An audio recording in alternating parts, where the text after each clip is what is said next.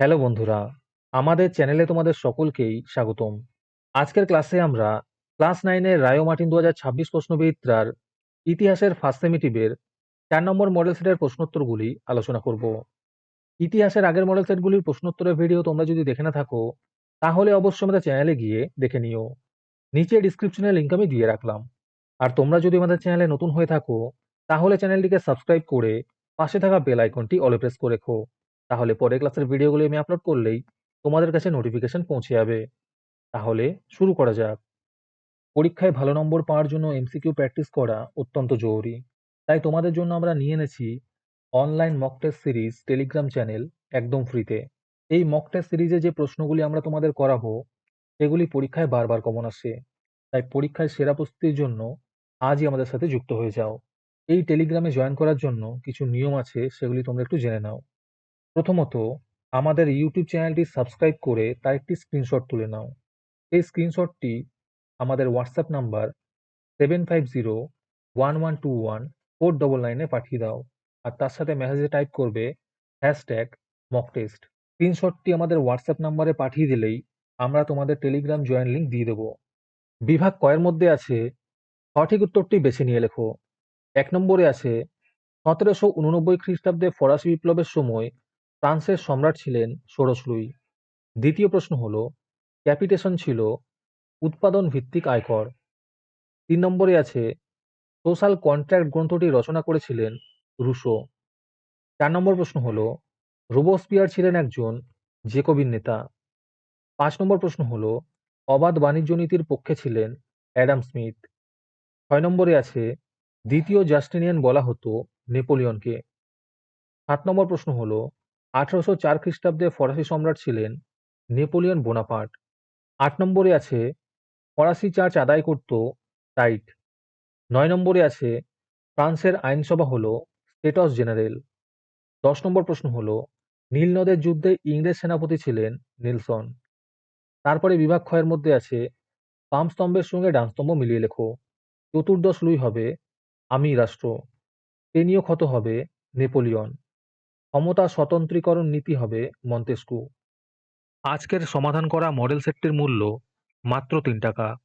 তোমরা আমাদের WhatsApp number 7501121499 যোগাযোগ করে এই মডেল সেটটি নিতে পারো এবং পরবর্তী মডেল সেটের ভিডিও পেতে আমাদের ইউটিউব চ্যানেলটি সাবস্ক্রাইব করে রেখো এবং অ্যাডভান্স নোটিফিকেশন পেতে আমাদের হোয়াটসঅ্যাপ চ্যানেল জয়েন করতে পারো। ডিসক্রিপশনে লিঙ্ক দেওয়া রইল, তোমরা সেখানে গিয়ে আমাদের হোয়াটসঅ্যাপ চ্যানেল জয়েন করতে পারো। তারপরে আছে নিম্নলিখিত প্রশ্নগুলির উত্তর দাও। যে কোনো 3টি করতে বলেছে। এই প্রশ্নের উত্তরগুলি আমি তোমাদের দেখিয়ে দিচ্ছি, তোমরা দেখে দেখে নোট ডাউন করে নিও। 1 নম্বর প্রশ্ন হলো ইন্টেন্ডেন্ট কারা। দ্বিতীয় প্রশ্ন হলো কে ফ্রান্সকে ভ্রান্ত অর্থনীতির জাদুঘর বলেছেন। এর উত্তর হবে অ্যাডাম স্মিথ। 3 নম্বর প্রশ্ন হলো ভারতে জেকোবিন ক্লাব কে গঠন করেন। এর উত্তর হবে টিপু সুলতান। 4 নম্বর প্রশ্ন হলো কোন সময়কে নেপোলিয়নের যুগ বলা হয়। এর উত্তর হবে 1799 থেকে 1814 খ্রিস্টাব্দ পর্যন্ত সময়কে নেপোলিয়নের যুগ বলা হয়।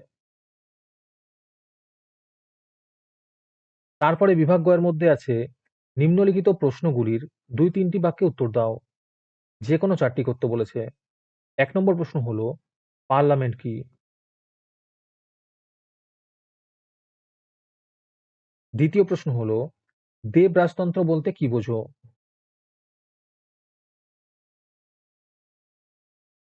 3 নম্বর প্রশ্ন হলো অ্যাসাইনেট কি।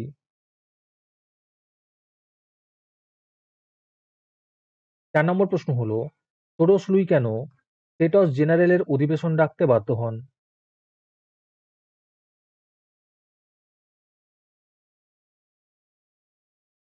5 নম্বর প্রশ্ন হলো লিজিয়ন অফ অনার কি।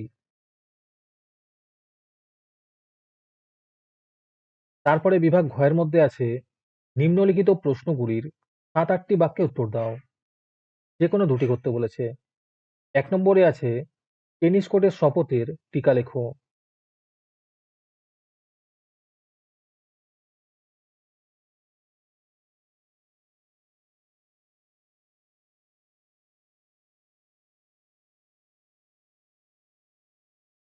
২ নম্বর প্রশ্ন হলো, সন্ত্রাসের শাসনের খারাপ দিকগুলি উল্লেখ করো।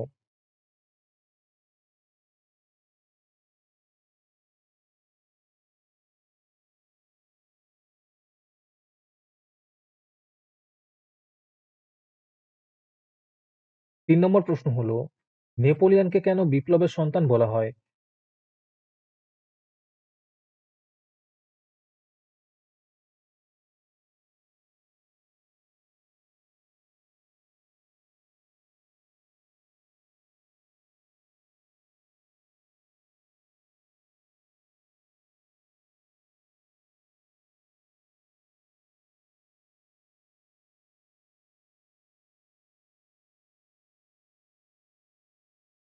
'তারপরে বিভাগ ঙ'র মধ্যে আছে, নিম্নলিখিত প্রশ্নের ১৫-১৬টি বাক্যে উত্তর দাও।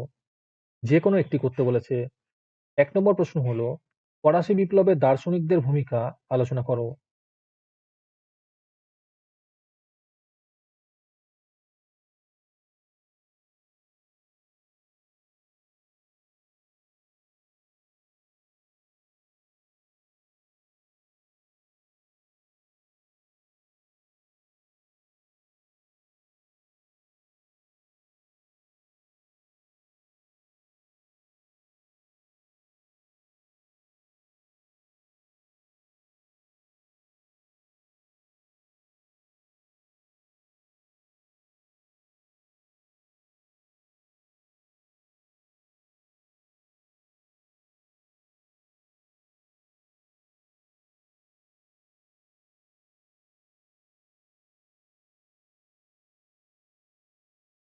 দ্বিতীয় প্রশ্ন হলো, নেপোলিয়ন কিভাবে ফ্রান্সের শাসন ক্ষমতা লাভ করেন?